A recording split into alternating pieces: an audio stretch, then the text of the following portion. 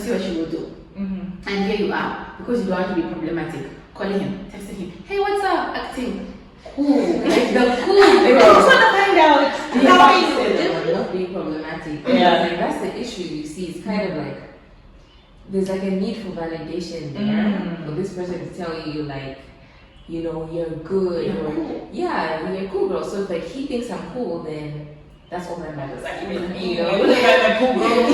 So, cool girl. yeah, Gone girl. yeah. If you watch Gone Girl, you Yeah. remember when she snapped. She was a cool girl. Yeah. She basically played a whole role to be able to marry her. Yeah. And she snapped because she couldn't maintain it. This man still did whatever he wanted to do. And that's why it's important to be authentic to yourself. Yeah. So, with the cool girl, firstly, as women, if you're the cool girl, sis, start reading the Bible. I don't know what to say. I'm not saying we can't be cool girls, but that people pleasing where you're just like, I will let this again. What you tolerate becomes tolerable. Yeah. You will be the doormat, and he will walk all over you. Mm-hmm. But the question you asked was, where do you begin? Where do you start? You really have to start within. Everything starts with us. We're egocentric by nature, and we always run away from it, like, because it sounds like we're selfish, but we are. So you have to start within. Why do you need a relationship? Yeah. What does this relationship do for you? The person you're dating, I mean, if I don't want to be that person, but like if you're below 25, sometimes people just date casually. But you get to a certain age where you just don't want to date casually. Because who you spend the most time with is who you become. Your friends and your relationship, your boyfriend, your girlfriend is a reflection of you. You can't be going to work every day making money, or your girlfriend has to spend it. I mean, if that works for you, cool. But at some point, what's happening? Where do you two meet? It's not even a relationship, it's just you're exchanging something. So you need to come within yourself to say, if I'm gonna date somebody, what is the goal? For those who the people who want to get married, it's marriage. Especially on dating. Yes, it's for the rest of your life. You have to take your time. You can drag your feet, literally. If this, firstly, the men who pursued people for like years. This take the Tinder swim that we had fun. Yeah. Take your It's a bad example. time. But it's kind of like they will do the most. Oh, yeah, to pursue yeah. you to the point where you feel like this is real. This is real. You know. So that's why you should take your time with it, because it's like, yes, he's doing all the right things, but then the moment like he puts the ring on it, he changes his character. So it's kind of like, I still need to give it a bit of time. There's no rush here. And if someone's rushing you, like you said, that's a really huge red It's flag. a red flag. Yeah. Take your time. Yes. Okay, in the essence that both of you know what you want. Okay? I want to get married. Like you're both on the same page. Okay, so you both want to get married. Okay, cool. Great. Does that still apply as to you kind of having that fear of, because that's something that to be honest, that's something that I struggle with. I know what I want. I know what my end goal is. I'm being intentional about it, but my fear is, what if after that I do, he just, like, He flips. Just actually, love bombing is very different from what you're describing. So, like, let's say if you're in a committed relationship with this person, you've known them for some time, your relationship has built up gradually to where it is naturally. That's okay. But with love bombing, it's a situation where they're rushing you. You barely know them, but like, let's say after 2 weeks, you're like, meet my mom. You know, and you're like, wow, he introduced me to his mother for 2 weeks. together. You know, so it's like, how are we here? You Yeah. know, so like, you should watch for those signs where it's like, you know, deep down, we're not at this place, but my partner is making us feel like we're at this place. Yeah. You know, after a month, they're like, yeah, let's talk marriage. You know, you should be like, okay, that's a bit suspicious. You know, so you give it a good amount of time. So that's what I was saying, like, if you've known them for at least 3 months or more, you know, you've given yourself that time to assess, like, is this real? You know, is this person just pursuing me for the sake of having me, and they switch? Because what I say is, like, if somebody's wearing a mask, you know, they can't hold it for like more than 3 months. So then you'll see it drop. Now you start seeing the signs. I met someone who told me that she knew her husband was a problem when she was 19, because that's when they got married. She saw all the signs, and now, like 30 years into their marriage, she's still the same person. So it's kind of like, you do see the signs, you do see who they really are, but you have to be able to tell yourself, like, I have to believe it. Mm-hmm. I have to believe what they're showing me. But if you're like, no, maybe not, maybe they'll change, you know. I spoke to a psychiatrist once when I was going through a breakup. Do you remember? Mm-hmm. Dr. Paul?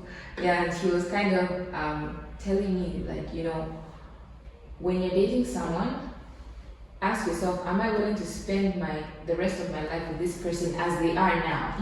Not what I hope they will be. Who Who they they are are showing right you now. in this Yeah. moment. Yes, and that's what you should run with. Don't wait and say like, oh, maybe in 10 years he'll be this. So in 5 years, no. Who are they? Right now now. they are right. And just to piggyback on that, Yeah. guys, do you understand the vows you say at the altar and the things that you're proclaiming, for better, for worse, This is a story time.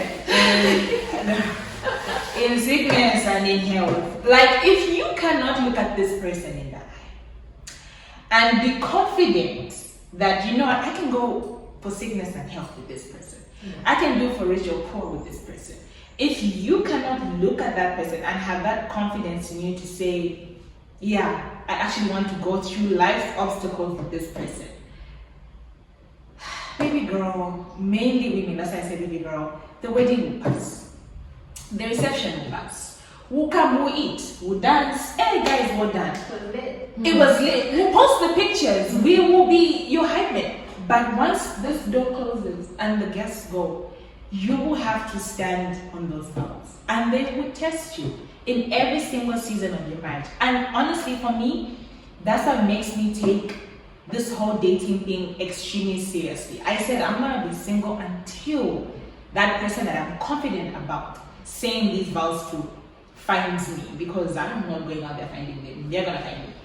So can you kind of highlight the importance of taking your time and knowing for a fact, without a shadow of a doubt, that yeah, this is who I want? Obviously, you can't be like 100% sure of life and whatever, but just the seriousness of vows and the seriousness of marriage and long-term relationships. Okay, so let me give you two like this, right? Grade 5, I think it was grade 5 when we learned about infatuation and love. Somebody just go back to grade 5, go and learn. So infatuation, it's the butterflies. Yeah. It's the giggling when he calls and he shows up. It's the, oh my god, I have a bonnet, where's my wig? It's that is infatuation. I believe, well, I'm sure there's studies, but I believe people are addicted to love. We are addicted to that feeling. It's the same way it's the same feeling you get when you have chocolate, when you're on social media, when you're drinking, those things. Some people are really addicted to the honeymoon phase. But that's not love. Yeah. And some people really do get married and they're infatuated with each other. They're not in love. Because love is, I use the Bible's definition. It's patient, it's kind. There are days you wake up and you hate your spouse. Like not hate them, but like you just like, Can do it today. like Yeah. Yes. Why are you breathing? But then it's the choice you make to say, wait, this is my partner. Yeah. If I hurt him intentionally, I'm hurting me. Yeah. What I put out, I get. This is my friend. So he's annoying you. You're still going to be nice to him. You're still going to go out of your way to say, you know what, we're doing this thing together. You're my friend. But if you get married and it was infatuation, that's where you find this manipulation. The games don't stop. That's when you find, just to be honest, most times women really want to keep a man's attention. They go to extremes. Yeah. You go to so many extremes, you change who you are, you change your character. He doesn't even know you. Because this day you're one thing, you tell him when he met you, oh, I don't do this, next thing you're doing it, and it's like you are doing all this to keep him. That's not love. Yeah. You have to be authentic. The person who's meant for you will find you. And well, I'm spiritual. I believe you fall in love with someone's spirit. Yeah. The problem is the packaging. Even for women, we should be honest. Yeah. We look at the packaging and we're like, he's short. Ooh. This one is short, I don't want him. It's the spirit. Because say you've lived with this man for 10 years, the person who's good for you is going to uplift you. You'll be shocked at the things you achieve in life. You need that person. The days you'll be like, I can't do this, and it's like, what? Have you seen you? You're Supergirl. What? Baby girl. Yeah. You married that guy. Beard. That's why. The beards are killing the youth. But anyway, you marry that guy, and he has the audacity to tell you, you're wasting your time doing one way, wasting your time. So just think about it, and I'm sure this is like over a span of years. You will definitely believe it. What you will surround yourself with, you will just think, I'm nothing. This is my life. He is my life. Whatever he says, I have to cling on to. So you really have to prioritize yourself and be selfish. Yes. It's about you. Yeah. So both of you are coming to each other. It's about me. It's about you, and it's like, is this a safe space? Yeah. And slowly you can both let your guards down and let each other in. Yeah. Don't just be, girl, it's not the ocean. Don't dive. Yeah. Don't do it. And I think by what she meant as in being selfish, we don't mean just for somebody to be like, she said this. No. Okay. What she means is in the context of, if you put you first, then the best version of you comes out to whoever that you're with. If you neglect yourself, whatever version of you neglecting yourself shows up to that person. So it's all about you knowing who you are from the jump, what you're looking for, what you're not willing to compromise, and saying that, you know what, the reason why I put all of these boundaries around me and these expectations and this level of, I guess, just of like who I am, is so that when I meet you, I'm the best version of me, and I'm not bringing any counterfeit, any representation of me. I'm bringing authentically who I am to the table. And ladies, please be comfortable pushing your chair back and leaving the table when you are no longer being respected. Nobody's forcing you to be there. If he just one day, you guys are arguing and he goes, after all here, what? Hey, my friend,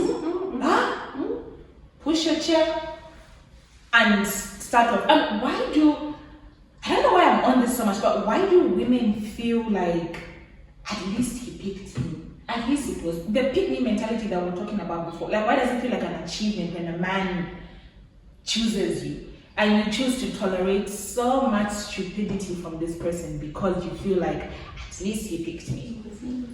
Yeah, I think it goes back to validation.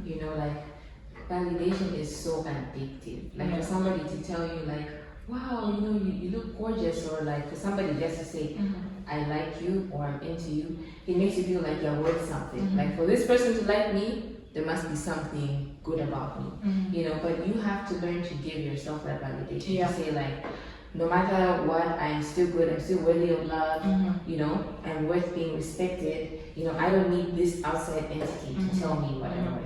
I should know what I'm worth. So it does go back to self-esteem. If you're really low self-esteem, when this guy looks at you, it's kind of like, wow, like a guy is actually looking at me. You're not even looking at the kind of guy. Yeah. It's just the fact that there's a male presence looking at you. And it can go vice versa with men. There's this term, calling them like simps. So this is like, I guess, when a guy, regardless of whether or not this girl is into him, he's pouring so much of himself into her, like buying her things, taking her on trips. She could be coming to him to cry about her boyfriend, and he's still going to like do all these things for her. So it's kind of like, the respect starts with you. You have to see yourself as I'm worthy of respect, and then somebody else can respect you. It goes back to tolerating things as well. It's like, if you tolerate yourself, treat yourself badly, you won't be able to stand up to somebody else treating you badly. So it all starts with you, especially with validation, because validation is so addictive. Like, you want to hear it from this person, like, I can't go to bed without saying goodnight to you. It makes you feel really nice, My day won't start without a text. Exactly. So, you have to have that self-worth first. Okay. And let me just ask probably a question. Because our brothers and these sons of Solomon are manipulators at best.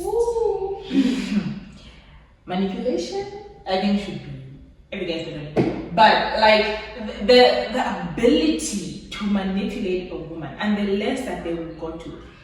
The whole Tinder swindler guy, like, okay, he's just the one out of a billion that made it to TV. But we hear these things over and over and over again. And the answer that they always hit us with is, but I never asked you to do it. I never directly asked you, but there's an answer that you had to that in the bedroom. And could you just tell the people that are watching what that was? I hope you remember. Actually, I don't. So you basically said, you didn't tell me, but you implied it. Oh, okay. Yeah. So I read in between the lines of what you implied, and I got it. So if a guy says, you know what, babe, ish, like I just can't, like the day I have these pairs of shoes, one day I'll be happy. Like I'll be happy, and because he's been crap to you for months, you think, okay, so I just need to get that pair of shoes, and you'll be happy, and everything will be back to normal. There you go, you can take out the loan, you can break your back. You don't even own shoes. Guys' stuff is expensive. Let's just start there. You don't even own shoes that are half the price of what I need to spend. But because you want this human being to be so happy, you're willing to sacrifice so much. And then what do you have to show for it? Except your broken self-esteem. So, the power of manipulation and how guys, it's their meal tickets to happiness. Sandra, can you please help our sisters there? Okay. The signs that manipulators are. Okay. When it comes to manipulation, right? I genuinely believe everyone is capable. Yeah. Male and female. But I feel like why we have more male manipulators is because men are more conniving than we give them. We give them, they're more. You know, like, you know, have you ever met a guy and he's so quiet and you're like, this guy is not that sharp? Firstly, don't ever assume. Men will try it. Yeah. Men will test you. They actually will. So they'll do something very small and they get away with it, and then they push it again and they push it again, and that's where the manipulation starts. So when you catch on to them, things like gaslighting come in. Yeah. Things like. Give an example of gaslighting. Okay, so Thandiwe right now, right? I could say something.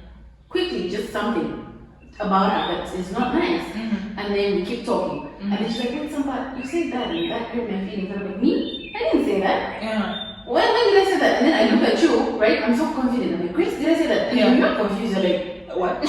No. And usually that's what they do. They'll pull in someone else. When someone is in a toxic situation, they usually will seek validation from other people. Not validation, what's the word? They will have another person who will confirm that gaslighting. So now Thandiwe is confused. She's like, Grace did hear it, and somebody said she didn't say it. Maybe it's me. Maybe it's me.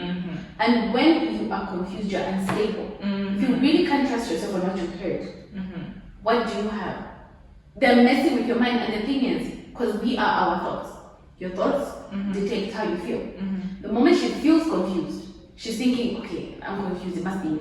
Anytime I do something wrong to her, it will be, well, it's me. Last time it was me. Yeah, so it's me again. So that is how they now creep into your mind. Once you control your mind, they will do this puppet master all the way, because you can trust your thought. Without your thought, what you feel is confusion. So now you are now dependent on me. Because somebody remembers well. Did you say that? Did you not say that? Me? I'm lying because I'm the manipulator. Yeah. So guys usually do that. They will do that. Sometimes you've seen it. It's a red that you saw him, he was cheating. And it's like, was I? And you're like, but he was. Maybe Julie is his cousin, all those things. And we really do forget that the only person who suffers at the end of the day is us. You know that thing women say, you wasted my time. It's a very unfair statement, I believe. You wasted your own time. When you saw it the first time and you felt you didn't react. So can I just give this analogy, please? So we're born with survival instincts, right? Fire, the road, da da da. The moment you catch someone doing something, it's a survival instinct, which, you know, you caught him cheating. It's that. It's danger. So now you recognize this is danger, but you're like, oh, I will make peace with the danger. First of all, that's a lie, because a part of you will become desensitized to that danger. You will put yourself in worse situations you won't even know. Yeah. Because you're killing your survival instinct. You catch him cheating today. The next day, what happens after you catch him the 10th time? This is what he did, and you have accepted it, and it's like, okay, you have killed that part of you that's supposed to say, stop, this is not good for you, this is wrong, this is danger, move. Yeah. So that's why the emphasis is on, when you interact with people, please always remember, you are your own best friend. Yeah. You are the only person in this world who will love you the way that you want to be loved. So if something is happening and you can tell it's affecting you, you have to go. And the importance of being your own best friend and affirming yourself. I learned the importance of that the hard way, because whenever a guy would say, "Oh my gosh, you're so pretty, you're so this, you're so that," it was like, wait, you see me? Like, you actually see me? And when I started actually doing the work and saying these things to myself, "You're beautiful, you're kind, you're this, you're that," the minute a guy came to tell me, "Oh, you're beautiful," not to be cocky or anything, but in my head I was like, yeah, you're affirming what I already know. You're not telling me anything new. You're affirming what I already know. You're not validating anything. Yeah. Oh yeah, you're affirming. Yeah.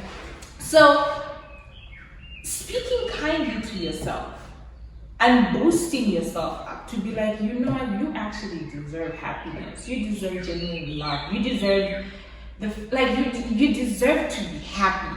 You would be shocked how quickly your elimination process becomes when it comes to guys.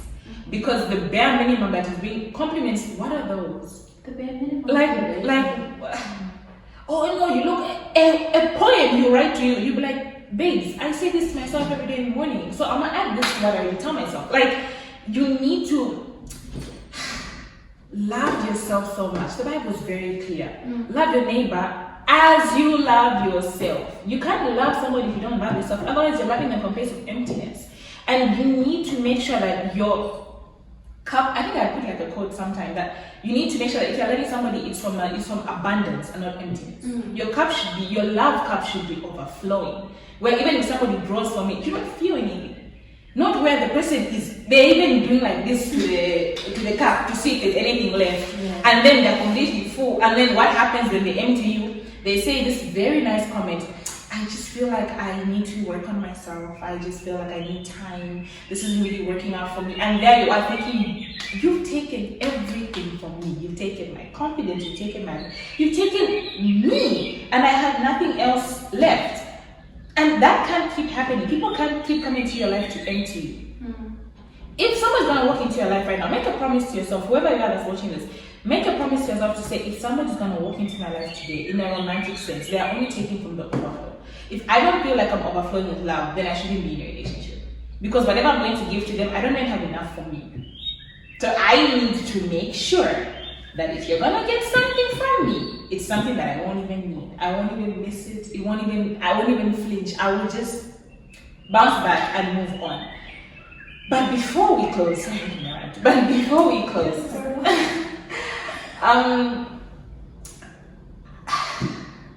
it seems to be something that's popping up frequently, is women that are just guys, like the way they're leaving these relationships, whether it's them who left or the man that's left them, the distraught feeling and feeling like nobody's ever gonna love you, nobody's ever gonna want you, nobody loves you in this world, you know, that was your only chance at happiness. So whole scarcity mindset thing, and it's such an issue because it's dictating how women show up in the world, as to, I just need that person, I just need somebody to validate me, to tell me I'm beautiful, to tell me this. One tip. What would you tell a woman out there that says, "But Thandiwe, you don't understand. I've never been affirmed in my life. No man in my life has ever told me that I'm beautiful. No, even sometimes, even my mom has never told me I'm beautiful. My parents never affirmed me. So where do I even build my confidence from if I've never heard it?" Honestly, I don't think you need therapy. You do. Yeah. Go speak to your therapist. Honestly, there's a lot of work to be done with you. So it wouldn't even be one thing. There's trauma involved. There's so many reasons why this relationship felt like it was so central to your existence. You know? And especially with romantic relationships, they reflect our childhood relationships with our parents. So if this person leaves, you know, it's kind of like, it feels like a parent or somebody important has left you. So definitely, I would go back to what Sandra said about doing the deep work. You need to do some really deep work. And relationships are like mirrors. That's the nice thing. So they show you where you need to do some work. So if you don't look at the experience as yeah, it goes back to your perspective. Don't look at it as this has like ended me and everything. Yeah. Look at it as like this is something that could actually make me not be this person. Yeah. Who's like, you know, in this position. I want to be stronger. I want to be like, okay, it's over. I'm okay without it. Mm-hmm. So yeah, learning experience. Use it as a learning experience. Yeah. I'm gonna say something radical. Oh, Please do not tie to my professional, expertise. separate it. Separate it. Yeah. No, I'm a different person. No, Yeah. but, and you sound horrible, but simply just don't care. Mm. And I know it's like, what? But it's like this, right? Someone once told me, we were having a conversation, and it's like, oh, you're affecting my self-esteem. And then someone said, well, it's self-esteem. Mm. It's you. Mm. A lot of times, I will say personally, from my experience, when I have felt, I want somebody and I'm in that space where I'm just like, oh, it would be nice to have somebody. It isn't even me who wants a person. It's things like your girlfriends who are like, you've been single for a while. Yeah. Are you sure you're okay? Are you sure you're okay? You're like, girl, you need to get yourself a man. And it's like, do I? Do I really? Mm-hmm. The story you keep telling yourself, that's the story you need to keep. So it's like, what are you telling yourself? Yeah. I need someone. Do you really need somebody? It would be nice to have someone. We are all built to want that bond, that love, that thing with somebody. But if it's not healthy, it's not benefiting me, so what am I doing? I wouldn't go and start, eating something that I know is going to give me a disease. Mm-hmm.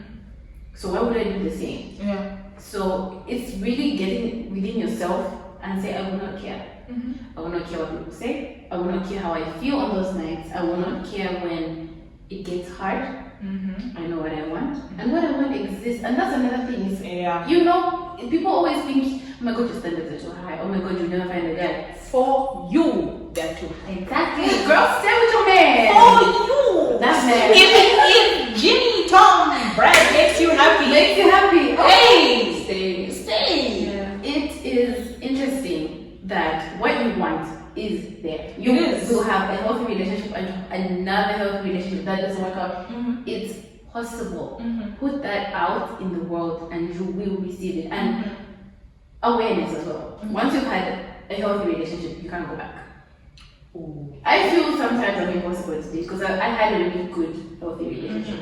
And every time I see something that makes me feel like this is not good, I know now. I know what it feels like to be valued and cared for and genuinely liked.